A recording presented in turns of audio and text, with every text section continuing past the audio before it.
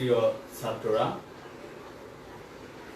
আশা করি তোমরা সবাই নিরাপদে আছো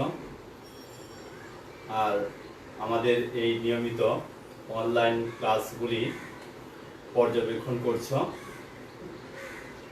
আমার ক্লাসে আজকে সবাইকে স্বাগতম জানাচ্ছি। আমি সুব্রত কুমার দাস, প্রভাষক, উদ্ভিদ বিজ্ঞান বিভাগ, ঢাকা কলেজ, ঢাকা। আজকে আমি অনার্স থার্ডের প্লান্ট বায়োকেমিস্ট্রি সাবজেক্ট নিয়ে আলোচনা করব।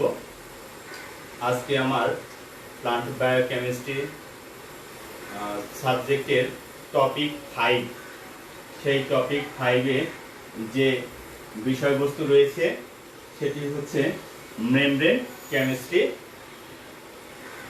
মেমব্রেন কেমিস্ট্রির আলোকে আমরা যে বিষয় নিয়ে আলোকপাত করব সেটি হচ্ছে chemical nature of plasma membrane, structure and functions.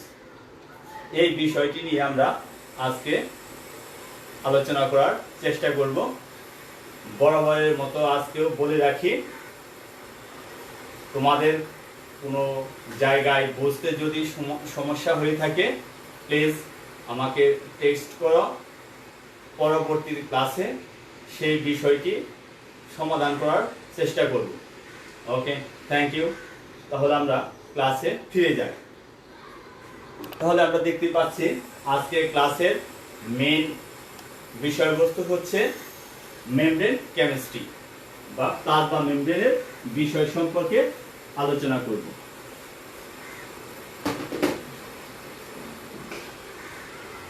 Plasma membrane. Plasma membrane কাকে বলে?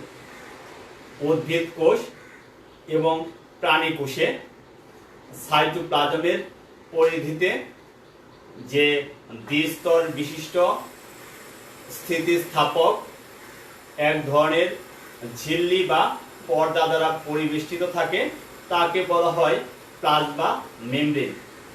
এই প্লাজমা মেমব্রেনকে আরো কয়েকটি নামে ডাকা হয়ে থাকে, যেমন প্লাজমা লেমা,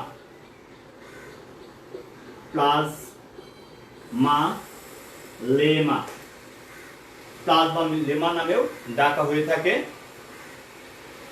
অথবা একে আমরা সেল মেমব্রেন নামেও ডেকে থাকি।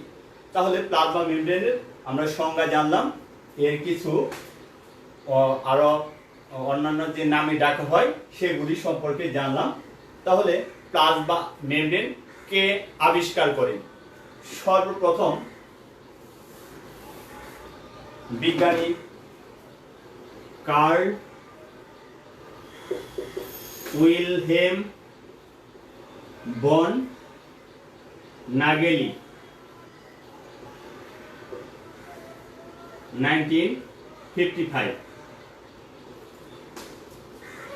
কার্ল উইলহেম বন নাগেলি 1955-এ কম্পাউন্ড বা জটিল মাইক্রোস্কোপে অবলোকন করেন যে উদ্ভিদ কোষের কোষ প্রাচীরের পরে এক ধরনের ঘন, আঠালো এবং সাইটোপ্লাজম থেকে পৃথক বৈশিষ্ট্যযুক্ত এক ধরনের পর্দা রয়েছে। সেই ধরনের পর্দাকেই তিনি প্লাজমা মেমব্রেন বলেছেন। সত্যিকার অর্থে কম্পাউন্ড মাইক্রোস্কোপ বা যৌগিক মাইক্রোস্কোপে এই সেল মেমব্রেন দেখা যায় না। তিনি মন্তব্য করেন যে সাইটোপ্লাজমের পরিধিতে যে স্থিতিস্থাপক এক ধরনের পর্দা থাকে তাকেই বলা হয় সেল মেমব্রেন বা প্লাজমা মেমব্রেন। পরবর্তীতে যখন 1935 সালে ইলেকট্রন মাইক্রোস্কোপ আবিষ্কৃত হয়, তারপরে এই ইলেকট্রন মাইক্রোস্কোপে এই প্লাজমা মেমব্রেনের চিত্রটি আসলে বোঝা যায়। এছাড়াও প্লাজমা মেমব্রেন বিভিন্ন ধরনের সাইটোপ্লাজমীয় যে সমস্ত অঙ্গাণু রয়েছে, যেমন নিউক্লিয়াস, সেল ভ্যাকিউলস বা কোষ গহ্বর, এসব প্রাচীরের বাইরেও এক ধরনের প্লাজমা মেমব্রেন বা কোষ ঝিল্লি থাকে।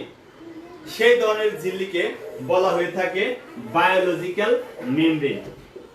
বায়োলজিক্যাল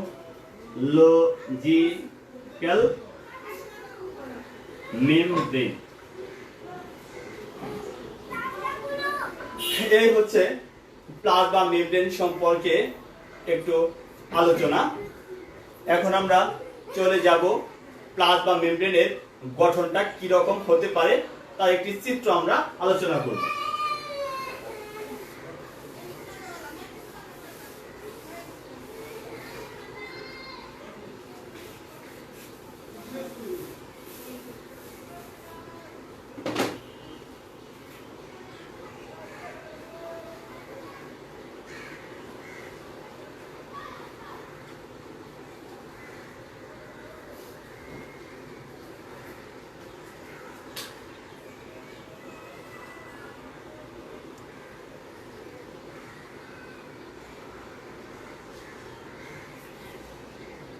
তোমরা চিত্রটি আর্ট করবে। আমি তোমাদের বোঝানোর জন্য ভিন্ন ভিন্ন কালার ব্যবহার করলাম।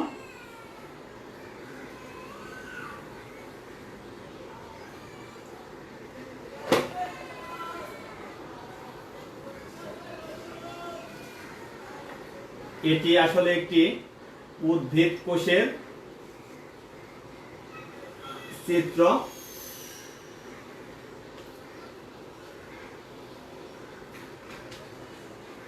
কোষের ভিতরে বড় কোষ গহ্বর রয়েছে, পাশে নিউক্লিয়াস রয়েছে, অন্যান্য সাইটোপ্লাজমীয় যে অঙ্গাণু, সেই সাইটোপ্লাজমীয় অঙ্গাণুগুলি বিদ্যমান।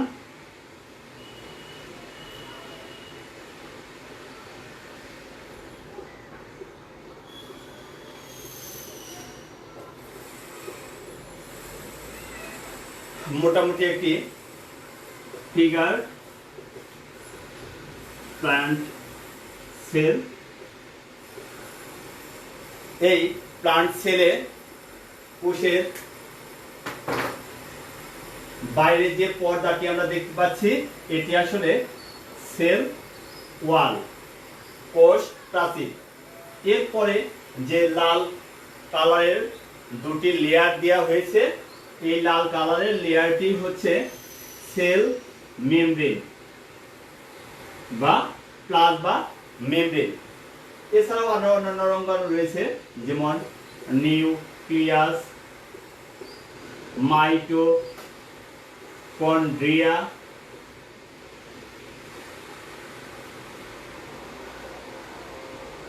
ক্লোরোপ্লাস্ট, রাইবোজোম, কোষ গহ্বর, এটসেট্রা এটসেট্রা। তাহলে আমাদের মূল প্রতিপাদ্য বিষয় হচ্ছে এই সেল মেমব্রেন।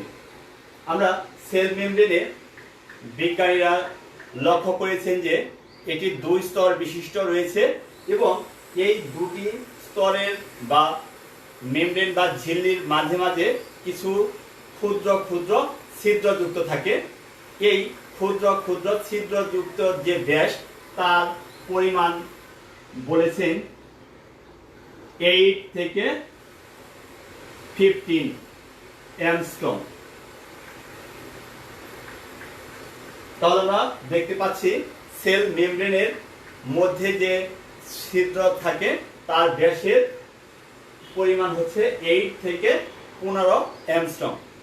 এই ছিদ্র ছিদ্র ক্ষুদ্র ব্যাস যুক্ত থাকার কারণে সেল মেমব্রেনের মধ্য দিয়ে বিভিন্ন ধরনের বস্তু আদান প্রদান করতে পারে।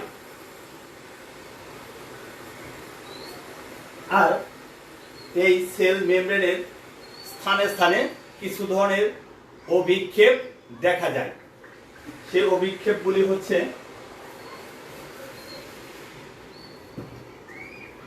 আমি আলাদা করে দেখাচ্ছি। এটি একটি সেল মেমব্রেন। সেল মেমব্রেনের মধ্যে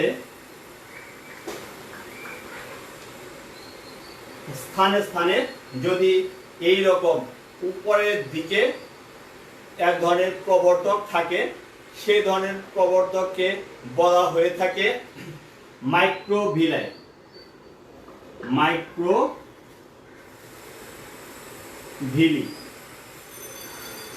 আমি আবার বলি, এই সেল মেমব্রেনের স্থানে স্থানে বিভিন্ন ধরনের ভাঁজ যুক্ত থাকে। সেই ভাঁজ যদি আঙ্গুলের মতো উপর দিকে দেখা যায় ঘন ঘন, সেই ধরনের অভিক্ষেপকে বলা হয় মাইক্রোভিলি। এছাড়াও কিছু প্রবর্ধক আবার সেলের ভিতর দিকে সৃষ্টি হয়ে থাকে। সেলের ভিতর দিকে কিছু প্রবর্ধক সৃষ্টি হয়ে থাকে। এই ধরনের প্রবর্ধককে বলা হয় পিনোসাইটিক ফোসকা। তাহলে এগুলিকে বলা হবে পিনোসাইটিক ফোসকা। তাহলে এটি একটি সেল মেমব্রেনের বিভিন্ন ধরনের অলঙ্করণ থাকতে পারে। এইগুলির কিছু ফাংশন রয়েছে যেগুলি আমরা পরবর্তীতে আলোচনা করব। তাহলে আমরা জানতে পারলাম সেল মেমব্রেন কাকে বলে, সেল মেমব্রেনের গঠন, এবং পাশাপাশি আমরা একটি প্লান্ট সেলের চিত্রটাও দেখে নিলাম এবং সেল মেমব্রেনের অবস্থানটাও দেখে নিলাম। যদি এটা হচ্ছে সাইটোপ্লাজম, তাহলে বিজ্ঞানীদের মতে এই যে সাইটোপ্লাজমের পরিধির দিকে যে দ্বিস্তর বিশিষ্ট স্থিতিস্থাপক ঝিল্লি বা পর্দা থাকে, একে বলা হয়ে থাকে সেল মেমব্রেন।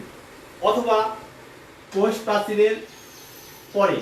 প্রাচীরের পরে যে দ্বিস্তর বিশিষ্ট ঝিল্লি, তাকেও সেল মেমব্রেন বা প্লাজমা বা প্লাজমা মেমব্রেন বলা হয়ে থাকে।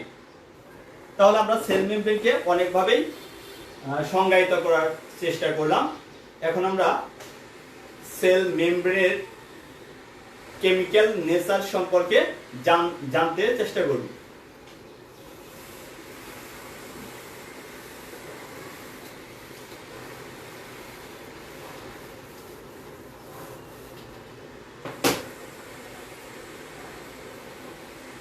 Chemical nature of cell membrane.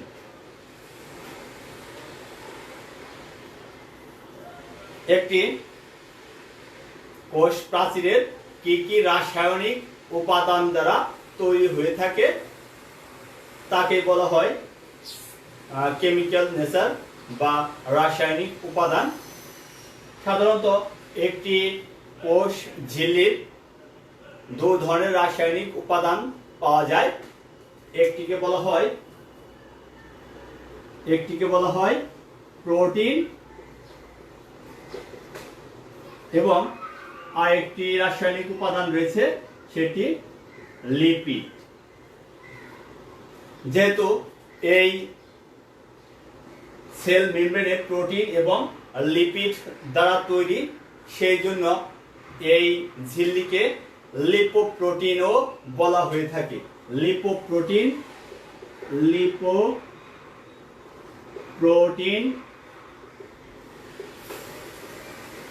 Membrane বা ঝিল্লি বলা হয়।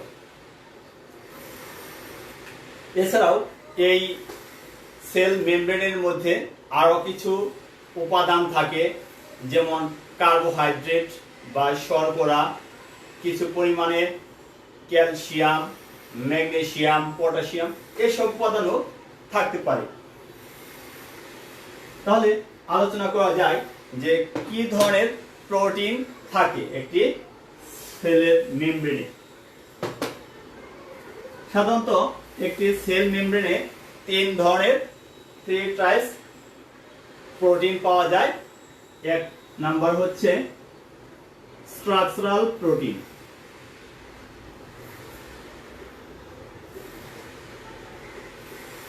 স্ট্রাকচারাল প্রোটিন বা গঠনগত প্রোটিন। এই স্ট্রাকচারাল প্রোটিন বা গঠনগত প্রোটিনগুলি সাধারণত উদ্ভিদ কোষের বা প্রাণী কোষের সেল মেমব্রেনের মেরুদণ্ড তৈরি করে থাকে। অনেক ধরনের স্ট্রাকচারাল বা গঠনগত প্রোটিন কোষে পাওয়া যায়। তার মধ্যে প্রায় 25 থেকে 25 থেকে 33% যে স্ট্রাকচারাল প্রোটিন হয় সেটা হচ্ছে আলফা হেলিক্স। আলফা হেলিক্স যুক্ত প্রোটিন। আলফা হেলিক্স কাকে বলে? যখন প্রোটিন তৈরি হয়, প্রোটিনগুলি পেঁচিয়ে জাস্ট একটি কয়েলাকারের আকৃতি ধারণ করে, সেই ধরনের প্রোটিনকে বলা হয় আলফা হেলিক্স যুক্ত প্রোটিন। তাহলে এই আলফা হেলিক্স যুক্ত প্রোটিনের পরিমাণ 25 থেকে 33%, আর অন্যান্য প্রোটিনগুলি রয়েছে। তাহলে এটি একটি আলফা হেলিক্স। আরেক প্রকারের প্রোটিন পাওয়া যায়, সেটা হচ্ছে এনজাইমেটিক প্রোটিন। Enzymatic protein.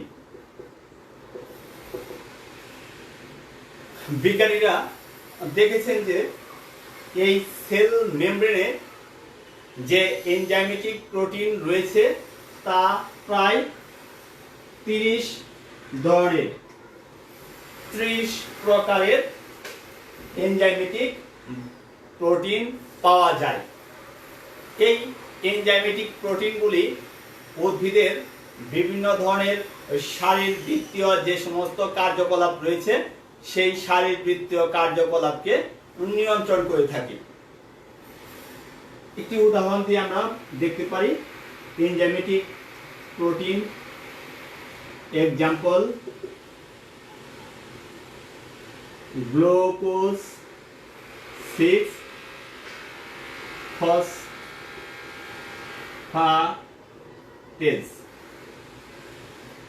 তাহলে গ্লুকোজ 6 ফসফেটেজ এমন একটি এনজাইমেটিক প্রোটিন। এছাড়াও আছে ম্যাগনেসিয়াম, ATPase। এই ধরনের প্রোটিনগুলি এনজাইমেটিক প্রোটিন হিসেবে পাওয়া যায়। আর এক ধরনের প্রোটিন রয়েছে, তাকে বলা হয় career protein. Career or transporter.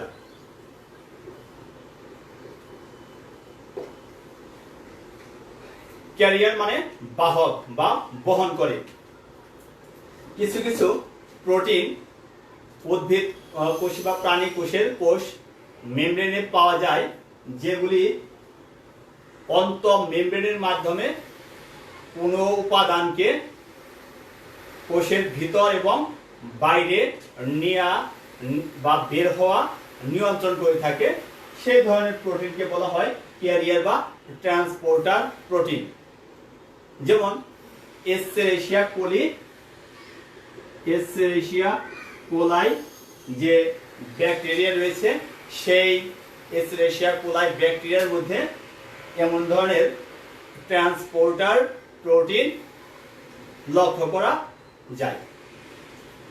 তাহলে যে প্রোটিন উপাদানগুলি থাকে তা হচ্ছে এক নম্বর স্ট্রাকচারাল প্রোটিন, এনজাইমেটিক প্রোটিন এবং ক্যারিয়ার বা ট্রান্সপোর্টার প্রোটিন। এই তিন ধরনের প্রোটিনগুলি সাধারণত সেল মেমব্রেনে পাওয়া যায়। আরেকটি উপাদান রয়েছে, সেটিকে লিপিড।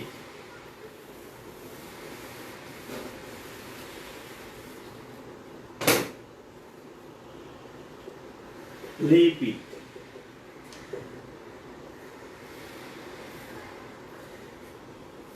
কোষের মধ্যে, কোষ প্রাচীরের মধ্যে যে লিপিড থাকে সেই লিপিডের পরিমাণ প্রায় 30 থেকে 60%। কোনো কোনো বিজ্ঞানীর মতে 30 থেকে 60% লিপিড পাওয়া যায়। এই লিপিডগুলির মধ্যে প্রায় 5 প্রকারের 5 টাইপস ফসফোলিপিড রয়েছে।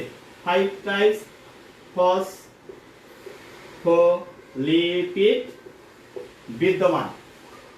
5 ধরনের ফসফোলিপিড রয়েছে। ফসফোলিপিড মানে ফসফেট এবং লিপিড, এই দুটি মিলে হয় ফসফোলিপিড। তাহলে ফসফোলিপিডের প্রকার হচ্ছে 5 ধরনের। এই লিপিডগুলির মধ্যে সবচেয়ে বেশি পরিমাণ যে লিপিড রয়েছে সেটি হচ্ছে লেসিথিন।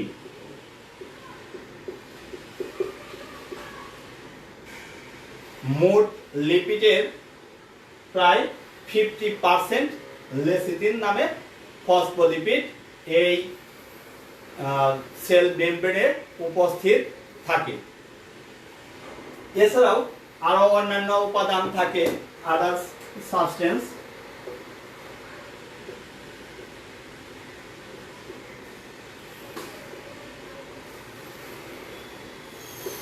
যেমন কার্বোহাইড্রেট,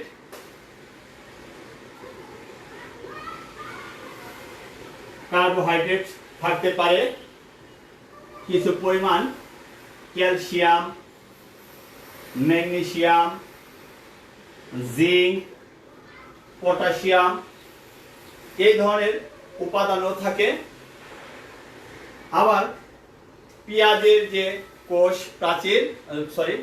ঝিল্লি, সেই পেঁয়াজের কোষ ঝিল্লির মধ্যে কোনো কোনো বিজ্ঞানী RNA এর উপস্থিতিও লক্ষ্য করেছেন। এই হলো একটি সেল মেমব্রেনের কেমিক্যাল নেচার, অর্থাৎ লিপিড রয়েছে, প্রোটিন রয়েছে, লিপিড রয়েছে, এছাড়াও অন্যান্য যে উপাদানগুলি রয়েছে সেগুলো আমরা আলোচনা করে ফেললাম। এবার এই প্লাজমা মেমব্রেন বা সেল মেমব্রেনের গঠন সম্পর্কে বিভিন্ন ধরনের কনসেপ্ট রয়েছে। সেই কনসেপ্টগুলি আমরা এখন ধারাবাহিকভাবে আলোচনা করার চেষ্টা করব।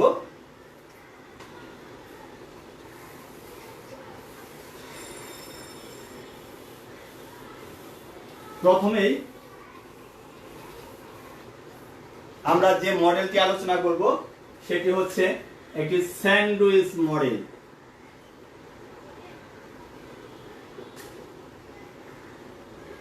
স্যান্ডউইচ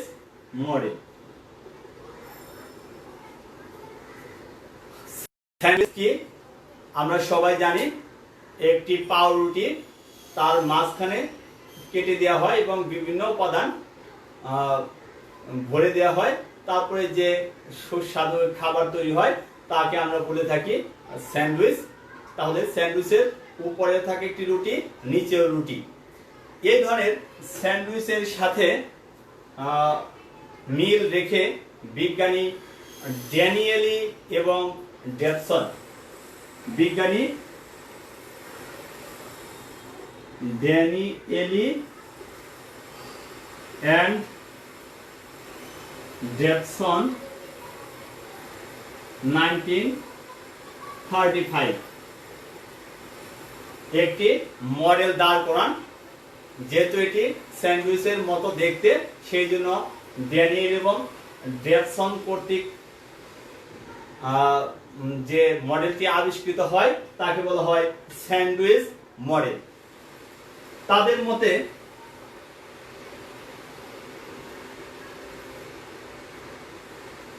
উপরের একটি লেয়ার থাকবে প্রোটিনের এবং নিচে আরেকটি প্রোটিনের লেয়ার থাকে।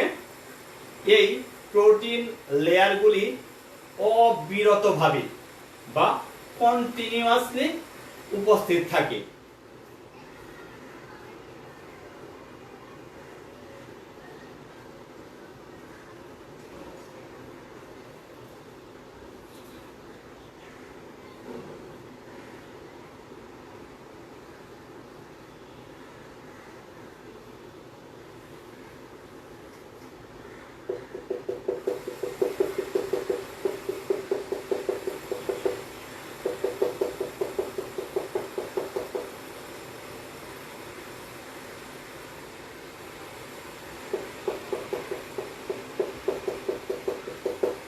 তাহলে উপরে একটি লেয়ার যাকে বলা হয়ে থাকে প্রোটিন, এবং নিচে আরো একটি লেয়ার, এটিও একটি প্রোটিন।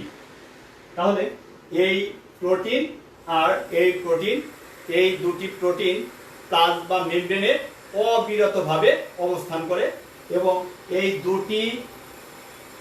দুটি প্রোটিন লেয়ারের মাঝখানে এক ধরনের হালকা বর্ণের লিপিড লেয়ার বা স্তর দেখা যায়। তাহলে এটি একটি লিপিডের স্তর।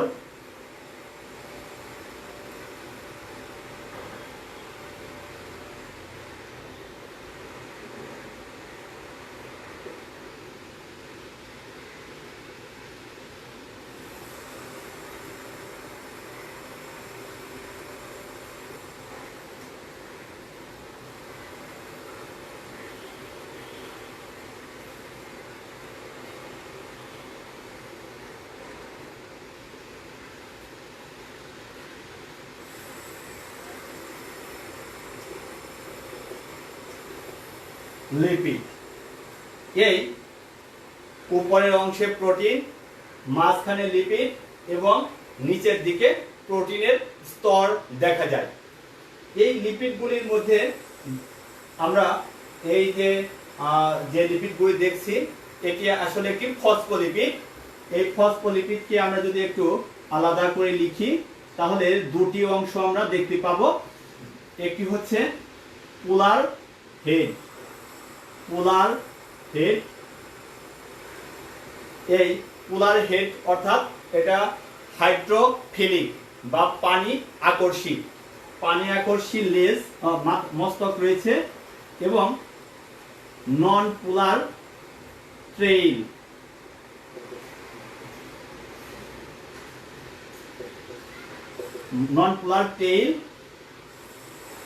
যেটা হাইড্রোফোবিক।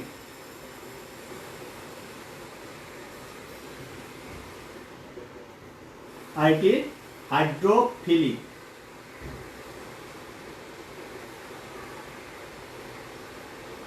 তাহলে আমরা একটি ফসফোলিপিডের দুটি অংশ দেখলাম, গোলাকার পোলার হেড বা হাইড্রোফিলিক হেড রয়েছে, আর নন পোলার লেজ যেটি পানি বিকর্ষী বা হাইড্রোফোবিক প্রকৃতির হয়ে থাকে।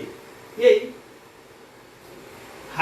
ফসফোলিপিডগুলি মস্তক উপরের দিকে থাকবে এবং লেজ বা টেইলগুলি মুখোমুখি অবস্থায় অবস্থান করে। ড্যানিয়েলি এবং ডেভসন আরো কথা বলেছেন, সেটি হচ্ছে এই প্রোটিনগুলির মধ্যে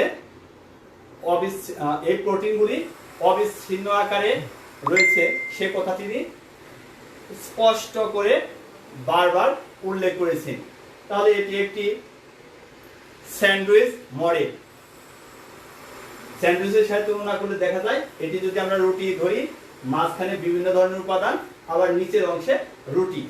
এই লেয়ারগুলির আবার পরিমাণ রয়েছে, এটি 25%, এটি 35%, এটি 25%।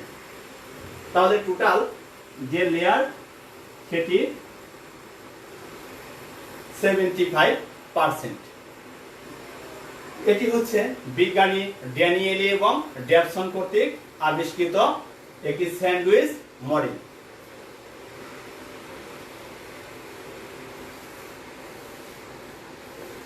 আরো এক ধরনের মডেল রয়েছে, সে মডেলটি হলো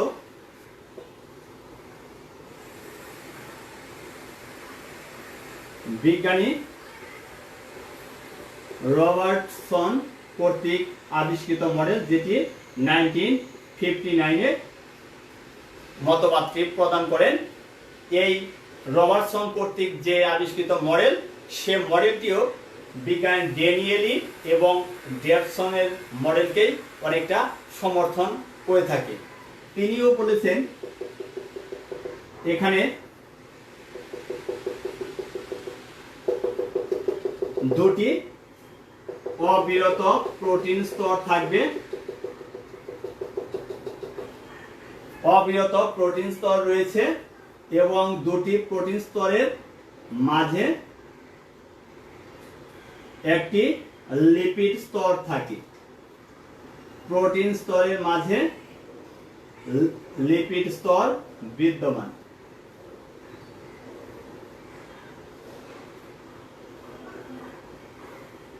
তাহলে এই স্তরটি হচ্ছে প্রোটিন, এই স্তর লিপিড, এটি প্রোটিন। এই তিনটি স্তরকে তিনি একটি একক ঝিল্লি বা পর্দা হিসেবে মতবাদ প্রদান করেন। সেই জন্য বিজ্ঞানী রবার্টসন কর্তৃক যে মতবাদ তাকে বলা হয় unit membrane, unit membrane concept. তাহলে একে বলা হয়, তিনটি পর্দাকে মিলিয়ে একত্রে বলা হয় ইউনিট মেমব্রেন কনসেপ্ট। এগুলির আমরা পরিমাণ ধরি, এটি 25, 25, 25। তাহলে এই হচ্ছে একটি রবার্টসন কর্তৃক ইউনিট মেমব্রেন কনসেপ্ট। এই ড্যানিয়েলি ডেভসনের স্যান্ডউইচ মডেল এবং ইউনিট মেমব্রেন কনসেপ্ট এর আধুনিক বিজ্ঞানীগণ এই মডেল দুটিকে সমর্থন করেননি। তারা বলেছেন একটি কথা বারবার, যে এখানে যে প্রোটিন কণাগুলি থাকে, প্রোটিন থাকে, সেই প্রোটিনগুলি অবিরতভাবে থাকে, কন্টিনিউয়াসলি থাকে। এটি একটি ভুল কনসেপ্ট যা পরবর্তীতে প্রমাণিত হয়। এবার আমরা আলোচনা করব সবচেয়ে গ্রহণযোগ্য যে মডেল, সেই গ্রহণযোগ্য মডেল সম্পর্কে আলোচনা করব, যেটি কে বলা হয় fluid mosaic model. Fluid mosaic model, যেটি H J. Singer and J.L. Nicholson 1972 fluid mosaic model. এটি একটি, যতগুলি মডেল রয়েছে তার মধ্যে সবচেয়ে গ্রহণযোগ্য এবং প্রায় ম্যাক্সিমাম বিজ্ঞানীগণই এই ফ্লুইড মোজাইক মডেলকে সমর্থন দান করেন। এই মডেলটি সম্পর্কে আমরা এখন আলোচনা করব। এই মডেলটির নাম ফ্লুইড মোজাইক মডেল। নামটির সাথে যদি আমরা বিবেচনা করি তাহলে ফ্লুইড মানে তরল, মোজাইক মানে মোজাইকের মতো।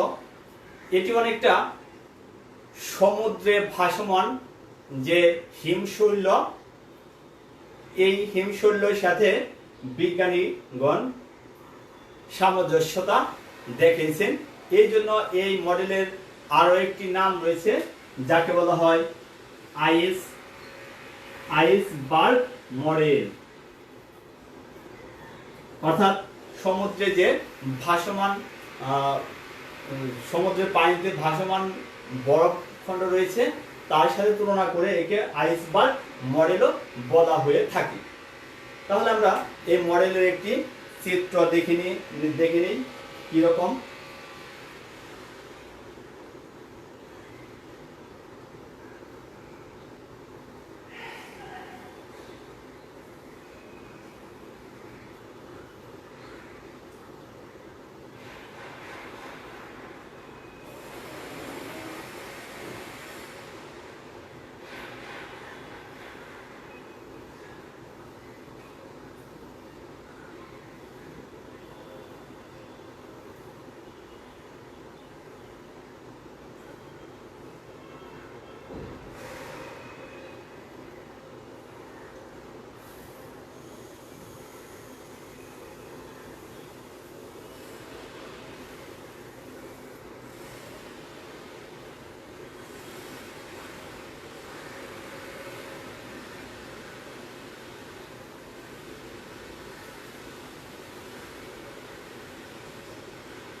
তোমরা চিত্রটি আর্ট করবে। এগুলো হচ্ছে লেজ, যেটা হাইড্রোফোবিক বা পানি বিকর্ষী, আর উপরে যে গুল অংশ সেটা হাইড্রোফিলিক মস্তক।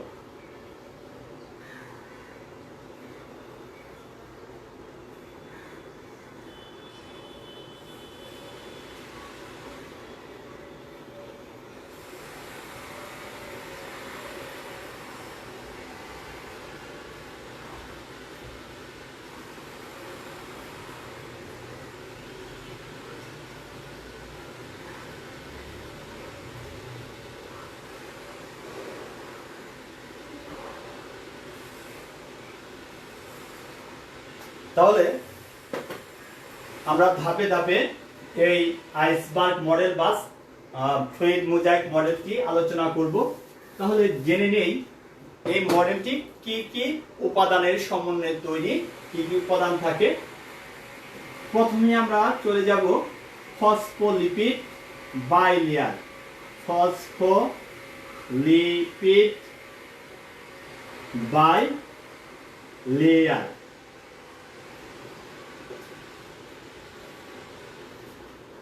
ফসফোলিপিড মানে ফসফেট এবং লিপিড, এই দুটি সমন্বয়ে, বাই মানে দুই, লেয়ার মানে স্তর। তাহলে আমরা এখানে দেখতে পাচ্ছি এখানে দুটি স্তর রয়েছে, এটা একটি লিপিড স্তর, এটা একটি লিপিড স্তর, দুটি লিপিড স্তর, সেই জন্য একে বলা হয়ে থাকে ফসফোলিপিড বাই লেয়ার। এবার এই ফসফোলিপিডের যে ফসফেটের হেড সেটি গোলাকৃতির, এটা অবশ্যই আগে বলেছি, পানিগ্রাহী বা পানি আকর্ষী পোলার হেড আর নন পোলার লেজ বা পানি বিকর্ষী লেজ। সেই এটি একটি মস্তক, এটি একটি লেজ। তাহলে লেজগুলি পরস্পরের মুখোমুখি ভাবে অবস্থান করে এবং মস্তক বিপরীত দিকে অবস্থান করে থাকে। তাহলে ফসফোলিপিড বাইলেয়ার। এরপর এই ফসফোলিপিড বাইলেয়ার স্তরে যে সমস্ত প্রোটিন থাকে সেই প্রোটিনগুলি হচ্ছে তিন ধরনের প্রোটিন থাকে। তিন ধরনের প্রোটিন থাকে। এক নাম্বার ইন্টিগ্রাল প্রোটিন।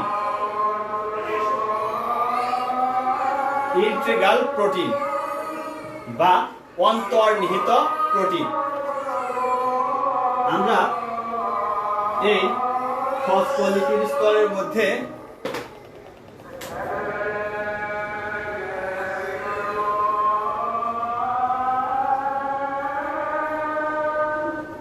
যে প্রোটিনটি দিলাম লাল বর্ণের,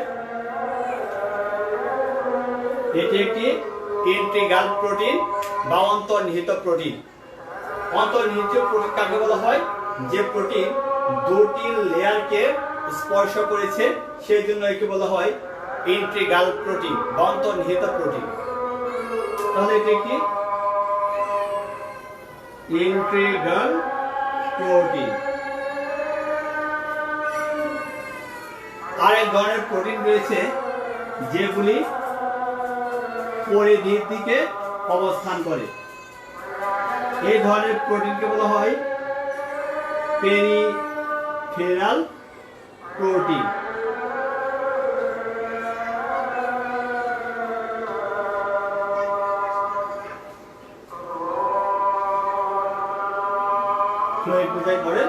তাহলে যে প্রোটিনগুলি পরিধির দিকে থাকে তাকে বলা হয় পেরিফেরাল প্রোটিন।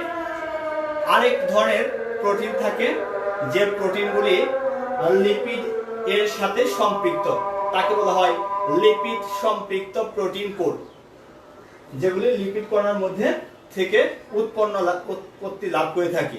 তাহলে আমরা তিন ধরনের প্রোটিন পেলাম, ইন্টিগ্রাল প্রোটিন, পেরিফেরাল প্রোটিন এবং লিপিড সমৃদ্ধ প্রোটিন কোড। এছাড়াও এই ফসফোলিপিড বাইলেয়ার স্তরে এক ধরনের চর্বির স্তর দেখা যাবে, কোলেস্টেরল থাকে। সেই কোলেস্টেরলগুলি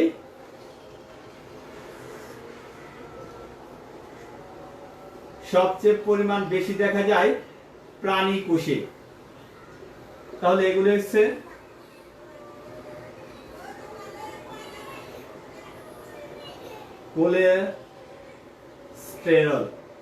কোলেস্টেরল একটি থাকবে, যেগুলি লিপিড কণার ফসফোলিপিড কণার মাঝখানে অবস্থান করবে, কোলেস্টেরল থাকে। এছাড়াও আরেক ধরনের উপাদান থাকে, তাহলে 3 নাম্বার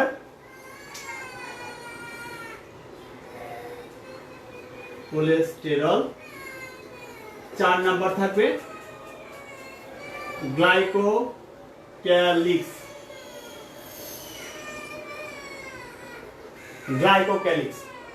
গ্লাইকোক্যালিক্স হচ্ছে গ্লাইকোপ্রোটিন এবং গ্লাইকোলিপিড, এই দুটিকে একত্রে বলা হয়ে থাকে গ্লাইকোক্যালিক্স। গ্লাইকোপ্রোটিন হচ্ছে প্রোটিন এবং শর্করা, এই দুটিকে বলা হয় গ্লাইকোপ্রোটিন। লিপিড এবং শর্করা তাকে বলা হয় গ্লাইকোলিপিড। তাহলে গ্লাইকোপ্রোটিন, গ্লাইকোলিপিড এই দুটিকে একসাথে বলা হয়ে থাকে গ্লাইকোক্যালিক্স। এটা আসলে একটি স্থির স্তর, যে স্থির স্তরটি সাধারণত উপরের দিকে অবস্থান করে থাকে, সব সময় মেমব্রেনের বাইরে থাকবে। তাহলে গ্লাইকোক্যালিক্স।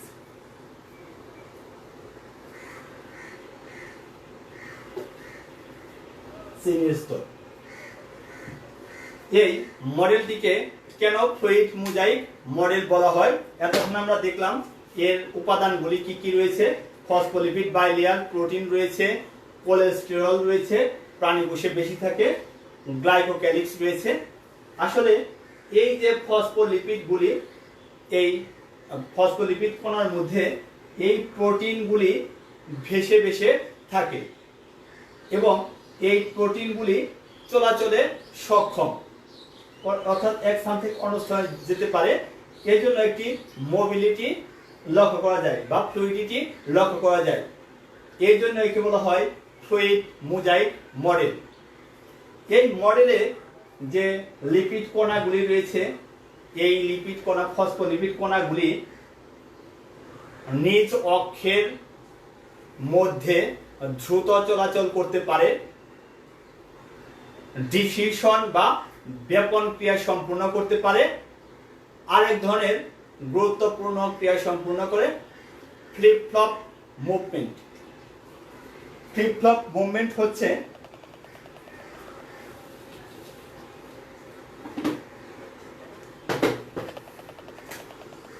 আমরা এখন দেখব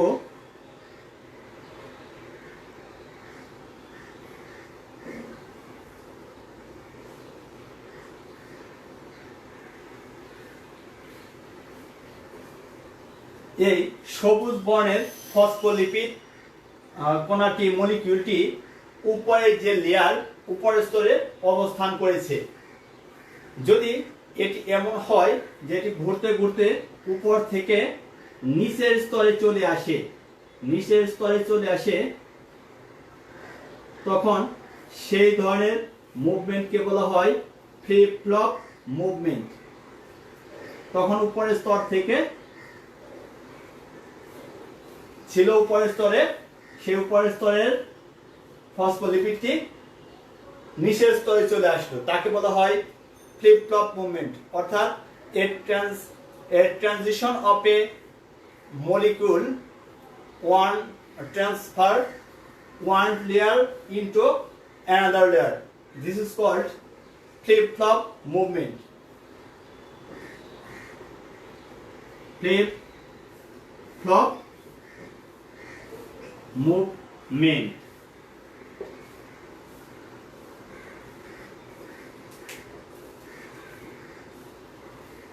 তাহলে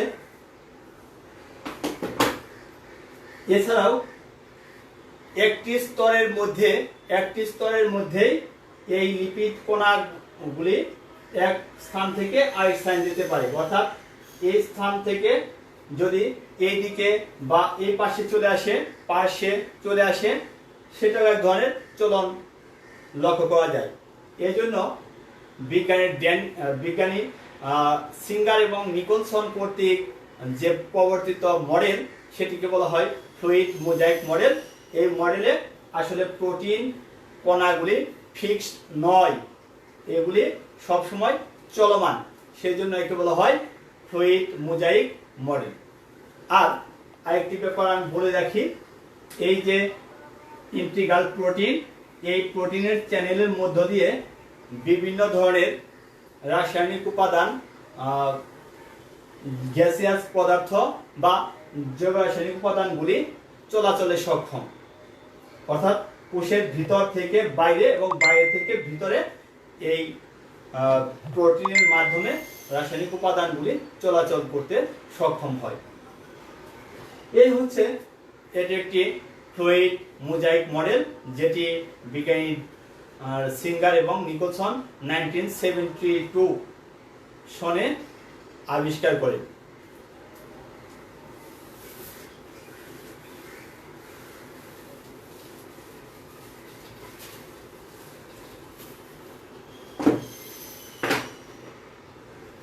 এবার আমরা function of cell membrane, cell মেমব্রেনের যে ক্রিয়া, সেই ক্রিয়াগুলি আমরা পড়ব। প্রথমেই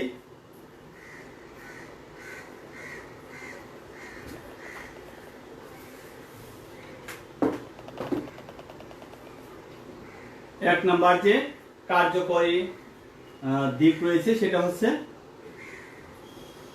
পারমিয়াবিলিটি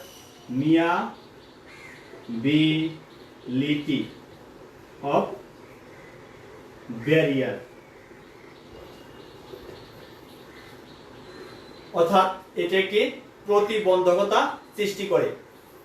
আমরা জানি সেল মেমব্রেন আসলে কোষ প্রাচীরের, উদ্ভিদ কোষের ক্ষেত্রে কোষ প্রাচীরের নিচে সাইটোপ্লাজমের পরিধির দিকে যে লেয়ার, সেই লেয়ারটি হচ্ছে প্লাজমা মেমব্রেন। সেই লেয়ার তৈরি করে বিভিন্ন ধরনের রাসায়নিক উপাদান বা আয়ন সমূহ রয়েছে, যেমন hydroxyl ion, carboxylic acid ion, aldehyde, এই ধরনের আয়ন এবং কিছু ইনঅর্গানিক সল্টকে ধীরে ধীরে কোষের ভিতর থেকে বাইরে বা বাইরে থেকে ভিতরে যাওয়ার জন্য অনুমতি দিয়ে থাকে। আর কিছু কিছু উপাদান রয়েছে, যেমন অ্যালকোহল, ক্লোরোফর্ম, এই ধরনের উপাদানগুলি দ্রুত গতিতে কোষের ভিতর এবং বাইরে চলাচল করতে পারে। কিন্তু বৃহৎ ধরনের যে সমস্ত উপাদান, বৃহদাণু, যেমন কার্বোহাইড্রেটসের মধ্যে পলিস্যাকারাইডস, তারপরে প্রোটিন, এ ধরনের বৃহদাণু চলাচলের ক্ষেত্রে কিছুটা ব্যারিয়ার সৃষ্টি করে থাকে। সেই জন্য পারমিয়াবিলিটি অফ এ ব্যারিয়ার একটি গুরুত্বপূর্ণ ফাংশন। 2 নম্বর ফাংশন, আয়ন অ্যাবজর্পশন। কোষের মধ্যে বিভিন্ন ধরনের জৈব রাসায়নিক ক্রিয়া সম্পূর্ণ করার জন্য বিভিন্ন ধরনের আয়নের বা খনিজ উপাদানের প্রয়োজন হয়ে থাকে। সেই খনিজ উপাদানগুলি এই ডিফারেন্সিয়ালি পারমিয়াবল অর্থাৎ বৈষম্যবেদ্য ঝিল্লির মাধ্যমে কোষের ভিতরে যায় বা ভিতর থেকে বাইরে আসার জন্য বিশেষভাবে তৈরি হয়ে থাকে। তো আয়ন অ্যাবজর্পশনের দুটি পদ্ধতি রয়েছে, একটি হচ্ছে অ্যাক্টিভ অ্যাবজর্পশন,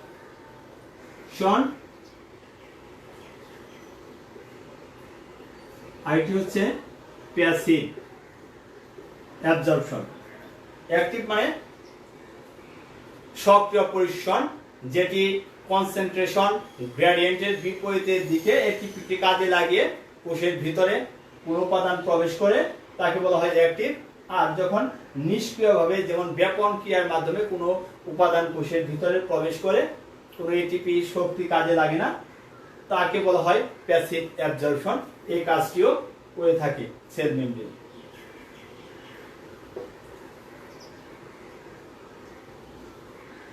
অসমোসিস বা অভিস্রবণ।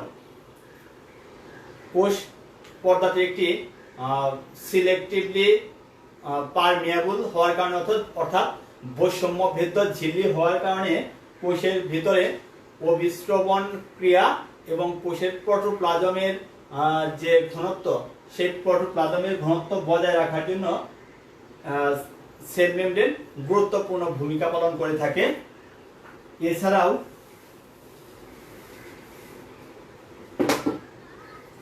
এনজাইম স্ট্রাকচার তৈরি করে থাকে।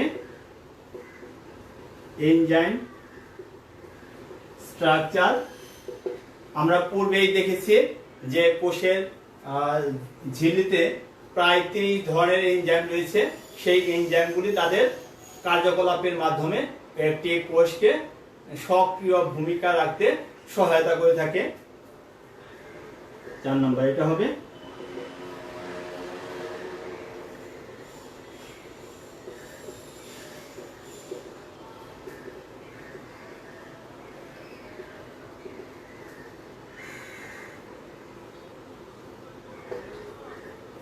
বিভিন্ন ধরনের অর্গানিক সাবস্টেন্সকে তারা সিনথেসিস বা সংশ্লেষণ করে থাকে, যেটা কোষের জন্য প্রয়োজনীয়।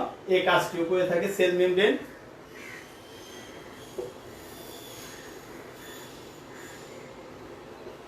সেল ওয়াল এবং সেল ওয়াল তৈরির যে বিভিন্ন বিষয়গুলি রয়েছে, উপাদানগুলি, সেই সেল ওয়াল তৈরির ক্ষেত্রেও সেল মেমব্রেন গুরুত্বপূর্ণ ভূমিকা পালন করে থাকে। ডিফেন্স।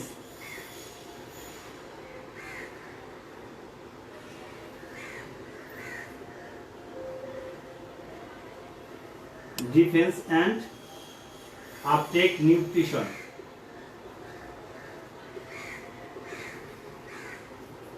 প্রতিরক্ষা এবং পুষ্টি এর ক্ষেত্রেও সেল মেমব্রেন গুরুত্বপূর্ণ ভূমিকা পালন করে। আমরা জানি যখন যেহেতু সেল মেমব্রেন সাইটোপ্রোটোপ্লাস্টের যে পরিধি, সেই পরিধিতে থাকে, সেজন্য প্রতিকূল পরিবেশে প্রোটোপ্লাস্টের যে সমস্ত উপাদানগুলি রয়েছে তাকে সুরক্ষা দান করে। আর পুষ্টি গ্রহণের ক্ষেত্রে আমরা প্রথমে যে বলেছিলাম মাইক্রোভিলির কথা বলেছিলাম, সেই মাইক্রোভিলি বা পিনোসাইটিক ফুসকা, এই দুটি প্রক্রিয়ার মাধ্যমে কোষ বিভিন্ন ধরনের পুষ্টি শোষণে সক্রিয় ভূমিকা পালন করে থাকে। এই হচ্ছে মোটামুটি একটি সেল মেমব্রেনের ফাংশনস। তো আশা করি এতক্ষণ তোমরা যে ধৈর্য সহকারে এই ক্লাস লক্ষ্য করলে, তার জন্য তোমাদের সবাইকে কৃতজ্ঞতা প্রকাশ করছি আমার পক্ষ থেকে, ঢাকা কলেজ পরিবার থেকে।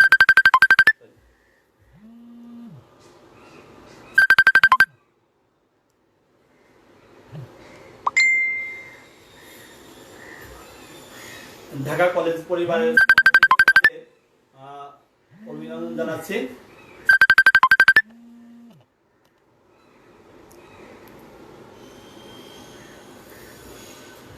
এবং উদ্ভিদ বিজ্ঞান বিভাগের পক্ষ থেকেও তোমাদের অভিনন্দন জানাচ্ছি। তোমাদের কোথাও বুঝতে অসুবিধা হলে আমাকে টেক্সট করবে। Thank you very much.